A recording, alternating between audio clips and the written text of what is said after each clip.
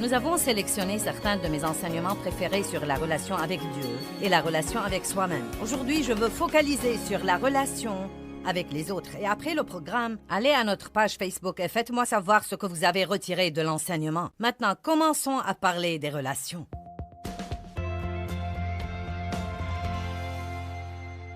Je veux vous parler aujourd'hui de l'amour, car je crois que l'amour est la chose la plus importante dans laquelle nous apprenons à fonctionner. Ce n'est pas important que je sois connue comme une oratrice ou que vous soyez connu comme un grand chanteur ou que quelqu'un d'autre soit connu comme l'homme d'affaires le plus grand au monde. L'important, c'est que nous aimions les autres et que chaque fois que nous côtoyons les autres, ils sentent que quelque chose a été ajouté à leur vie parce que nous étions là. Qu'est-ce que l'amour? Vous savez, nous pouvons donner beaucoup de définitions sophistiquées à l'amour, mais je crois qu'on voit l'amour essentiellement dans la façon dont nous traitons les autres. Dieu est amour et il nous traite vraiment, vraiment, vraiment bien. Comment traitez-vous les autres, surtout ceux qui ne se comportent peut-être pas exactement comme vous voudriez qu'ils se comportent? Comment traitez-vous les gens que vous n'essayez nullement d'impressionner? Comment traitez-vous les gens qui sont importants par opposition aux gens que vous considérez être sans importance? Je vous donne un commandement nouveau, a dit Jésus. Ils étaient habitués à 10 commandements qui se sont transformés en 2000 règles qu'ils devaient suivre pour plaire à Dieu sous l'ancienne alliance. Maintenant, Jésus vient avec une alliance nouvelle, une nouvelle façon de vivre, une façon de vivre nouvelle, vibrante. Et il dit, je vais vous donner un commandement nouveau, et le voici. Aimez-vous les uns les autres, comme je vous ai aimé. Vous aussi, aimez-vous les uns les autres. À ceci, tous connaîtront que vous êtes mes disciples, si vous avez de l'amour les uns pour les autres. Amen. Il dit, voici ce qu'il vous faut pour témoigner.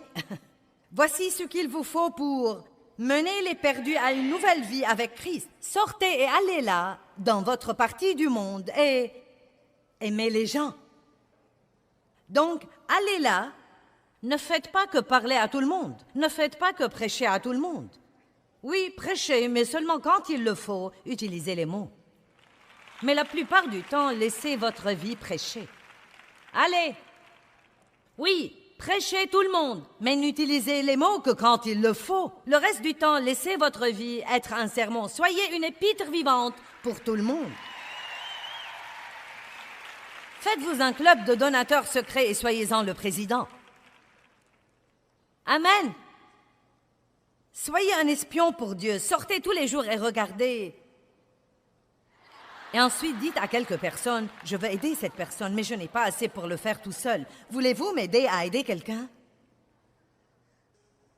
Vous pouvez aller au travail et avoir 3 autocollants de poissons sur votre voiture et klaxonner si vous aimez Jésus, et vous séparer de tout le monde tous les jours et vous asseoir dans un coin et écoutez votre magnétophone et vous comporter comme si vous étiez meilleur que les autres. Mais la meilleure chose à faire, c'est de donner l'exemple. Ensuite, la personne qui vous a peut-être le plus maltraité, quand vous apprenez que sa voiture est en panne, soyez celui qui va lui dire « Je serai heureux de passer te prendre le matin au travail si tu as besoin qu'on t'emmène. » Eh bien, pourquoi devrais-je faire ça après la façon dont elle m'a traité? Eh bien, parce que vous êtes un représentant de Dieu, et c'est ce qu'il aurait fait à votre place, parce qu'il fait lever son soleil sur les méchants et sur les bons. Maintenant, si vous vous comportez comme ça, c'est un peu dur pour vos sentiments. Vous devez ravaler votre fierté. Vous devez vous débarrasser de la vengeance. Maintenant, à l'instant où vous dites à cette personne « Je serai heureux de passer te prendre », elle sait comment elle vous a traité. Et tout de suite, maintenant, vous la déconcertez parce qu'elle ne comprend pas. Maintenant, tout à coup, si vous avez vraiment un autocollant sur votre voiture, il pourrait avoir un peu de sens. Autrement, ça n'a aucun sens du tout. La chair est égoïste par elle-même.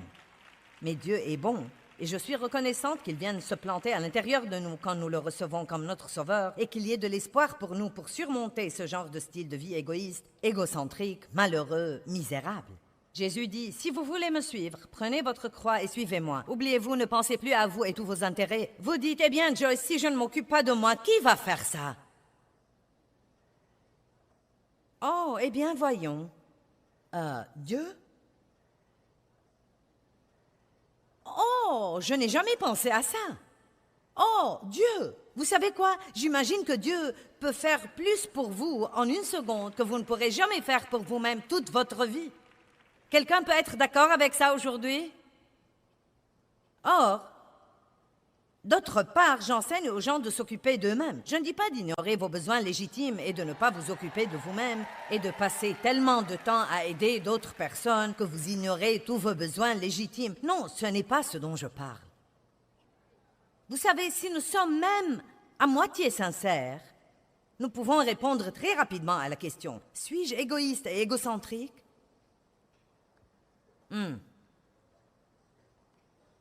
Romains 5:5 dit « L'amour de Dieu est répandu dans nos cœurs par le Saint-Esprit. » Donc vous avez l'amour de Dieu en vous.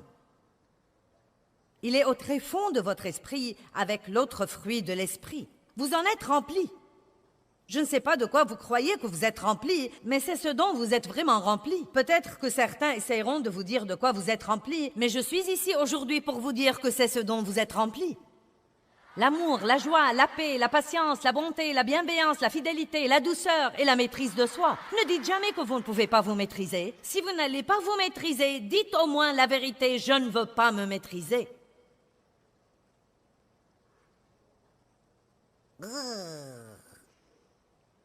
Nous aimerions mieux penser, je n'y peux rien. Non, Dieu nous a équipés pour la victoire. Il nous a équipés pour aller dans le monde. Maintenant, il se peut que vous ayez une faible maîtrise de soi car vous ne l'avez pas utilisée. Mais quand vous l'utilisez, elle devient plus forte. Il se peut que vous soyez faible à montrer l'amour parce que vous n'avez pas focalisé là-dessus tant que ça. Mais vous avez la graine de la grandeur à l'intérieur de vous. Et je dis la grandeur parce que c'est ce qui rend en fait la personne vraiment grande. Non pas ce que nous faisons dans le monde, mais la façon dont nous traitons les gens. Vous voulez être une personne puissante? Marchez dans l'amour. Vous voulez que vos prières soient exaucées? Marchez dans l'amour. Vous voulez être heureux et satisfait et content? Marchez dans l'amour. Vous voulez une vie sociale merveilleuse? Marchez dans l'amour. Allez, vous voulez accroître votre joie? Marchez dans l'amour.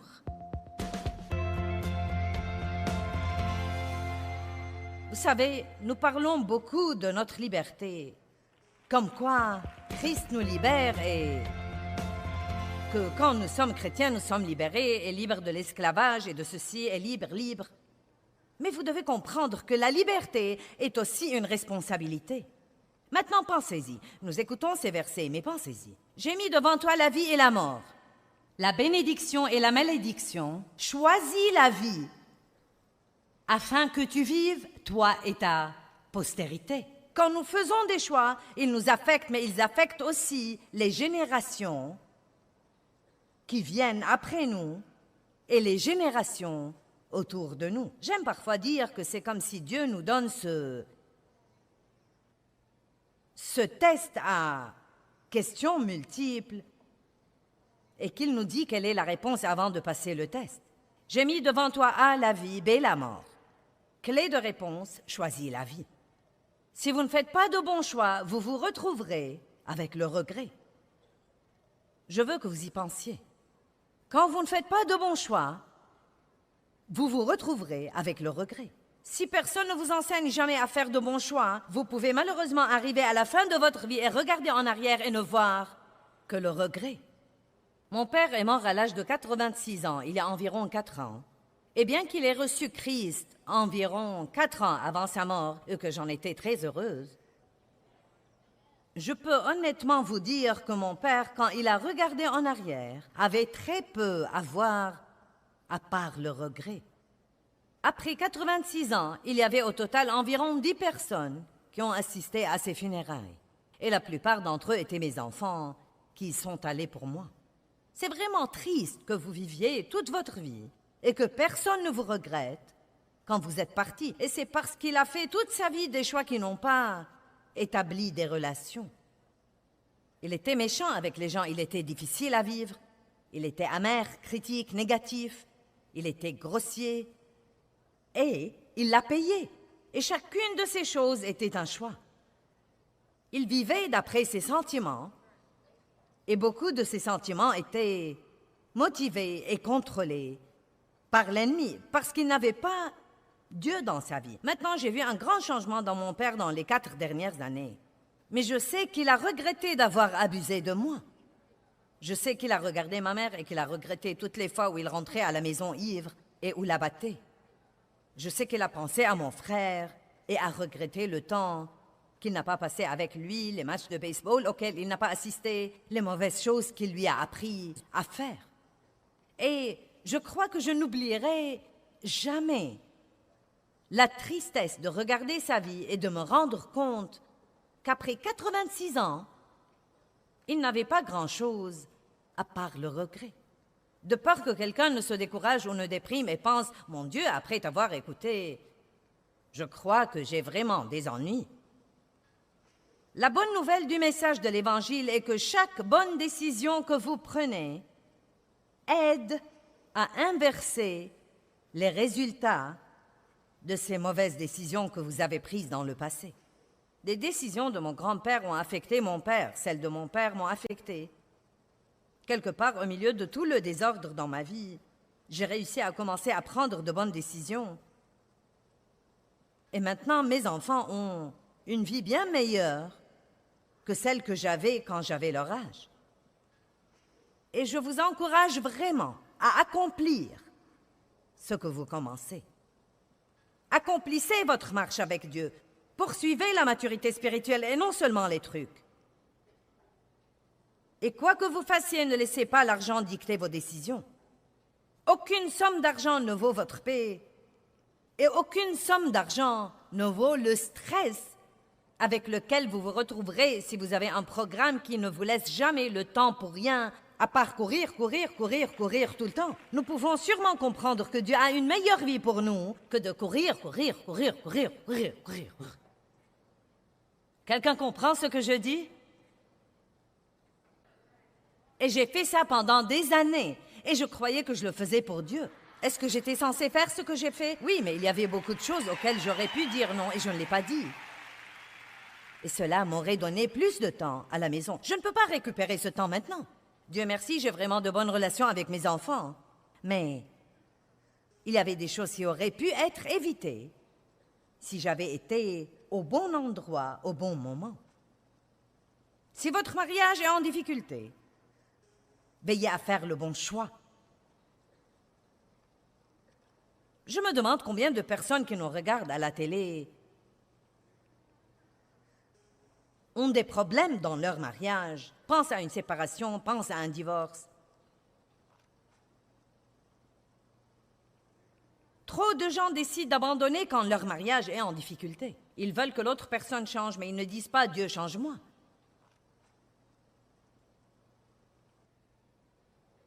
Et n'éteignez pas cette télévision. Ne pensez même pas à changer de chaîne parce que je dis quelque chose que vous ne voulez pas écouter. Demandez-vous si c'est vrai ou non. Eh bien, Joyce, tu ne... Allez maintenant, ne vous fâchez pas contre le messager. Ne jetez pas votre mariage à la poubelle si rapidement. L'herbe n'est pas vraiment plus verte de l'autre côté, vous devez la tondre également.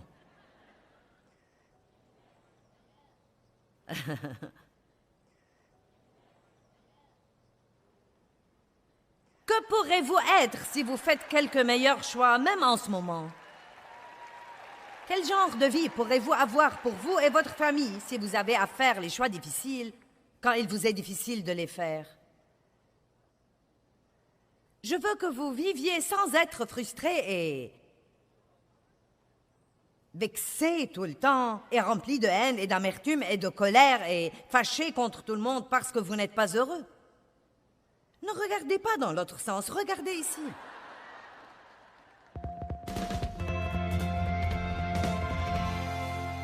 Je me souviens quand Dieu m'a dit « Tu n'es pas heureuse parce que tu es égoïste ». Et je prêchais depuis longtemps. Eh bien, je prêche l'amour tout le temps. Vous pouvez prêcher l'amour tout le temps, cela ne veut pas dire que vous marchez dans l'amour. J'ai dû faire face à ça et passer les 15 années suivantes à apprendre ce qu'est l'amour. Et ce n'est pas juste un sermon, c'est un style de vie que nous vivons. Jacques 4 est un passage qui m'a changé la vie. Je voudrais partager avec vous les 3 premiers versets. D'où viennent les conflits, les dissensions et les querelles? Et comment les combats, les disputes et les luttes commencent parmi vous? J'aime vraiment ça. Pourquoi toutes ces brouilles, dit-il? Tout le monde a un compte à régler et est en colère à cause de quelque chose. Lutte et conflits et querelles et disputes et colère et amertume. D'où vient tout ça? N'est-ce pas de vos désirs sensuels qui combattent toujours dans vos membres? Maintenant, faites attention. Vous êtes jaloux et vous convoitez ce que possèdent les autres. Savez-vous à quel point c'est vexant?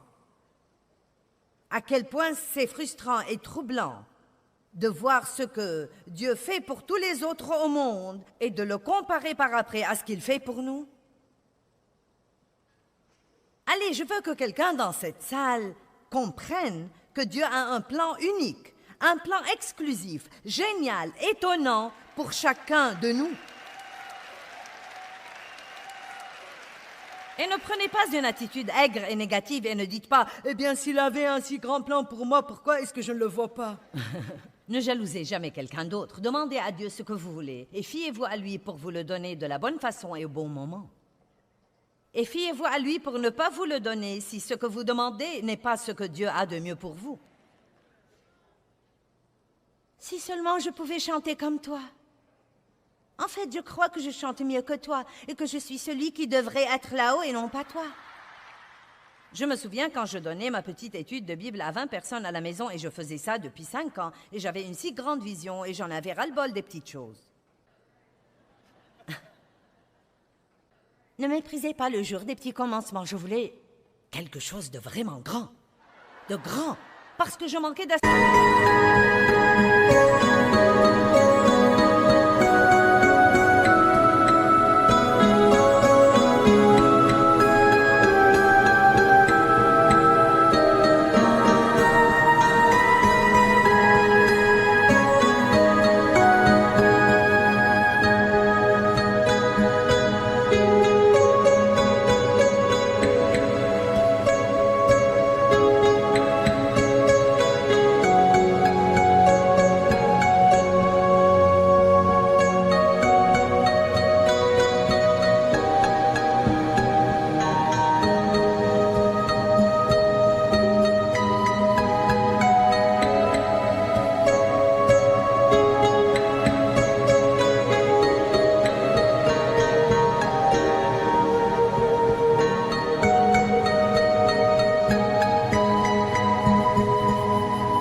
À l'époque et je ne savais pas qui j'étais en Christ et j'essayais toujours de surmonter toute la honte et le blâme de mon passé et la culpabilité et la condamnation que j'avais et j'avais besoin de quelque chose de grand à l'extérieur pour m'aider à me sentir mieux et Dieu n'allait pas me le donner avant que les choses ne soient réparées à l'intérieur.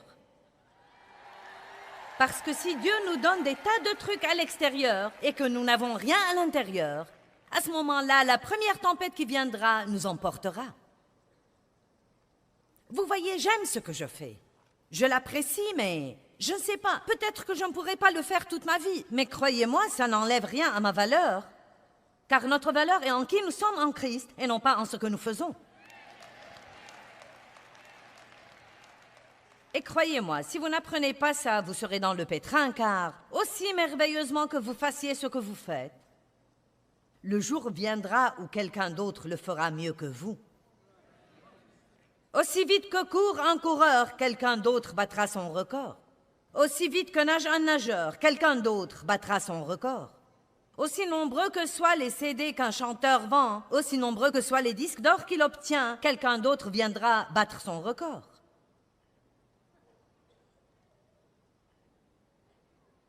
Nous devons apprendre à suivre les saisons de Dieu dans notre vie et comprendre que nous sommes tout aussi précieux en toute saison. Allez, il est temps que nous nous aimions nous-mêmes. Romains 12 dit que Nous sommes nombreux, mais que nous faisons tous partie d'un seul corps.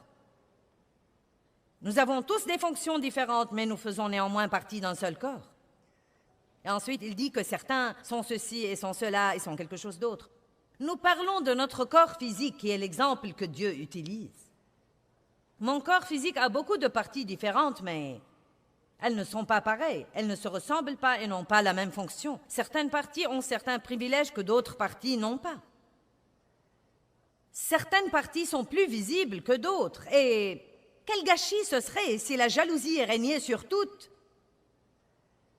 les parties de notre corps. Vous voyez, nous devons travailler ensemble. De temps en temps, je m'achète une nouvelle paire de chaussures qui est un peu difficile à mettre. Et on lutte avec ça. Et vous savez, c'est étonnant pour moi car ma main vient immédiatement au secours et aide là. Et vous savez, j'ai une jolie bague là. Et mon doigt a l'occasion de la porter, mais c'est mon œil qui la voit. Mon doigt n'a jamais vu cette bague.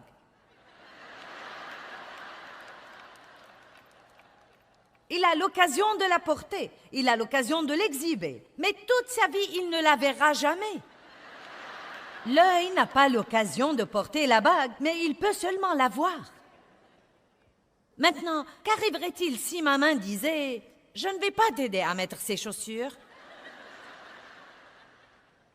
car, à dire vrai, je voudrais avoir des chaussures moi-même. Et dans toute ma vie, comme main, je n'ai jamais eu de chaussures. Et si tu crois que je vais continuer à t'aider à mettre tes chaussures toute ma vie, tu te trompes lourdement. Et si l'œil disait « Je refuse de regarder la bague », je ne vais pas regarder la bague, je veux ma propre bague. Et si je ne veux pas avoir une bague, je refuserai de la regarder. Et c'est plutôt comme ça que nous passons une grande partie de nos vies comme chrétiens. Et si Dieu faisait notre volonté et nous disait « D'accord ».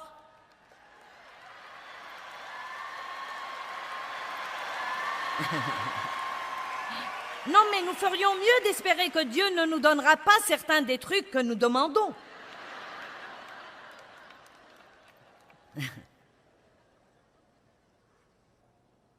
C'est comme ça que nous semblons comme chrétiens parfois. Nous portons nos chaussures dans nos mains et nos bijoux autour des yeux.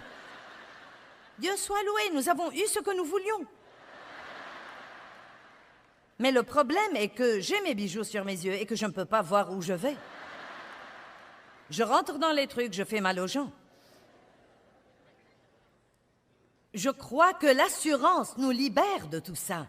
Je ne suis pas obligée d'avoir ce que vous avez. Je peux être heureux sans cela. Je ne suis pas obligée de faire ce que vous faites. Vous n'êtes même pas obligé de m'aimer pour que je sois heureuse, car ma joie n'est pas basée sur ce que vous pensez de moi. Elle est basée sur qui je suis en Christ.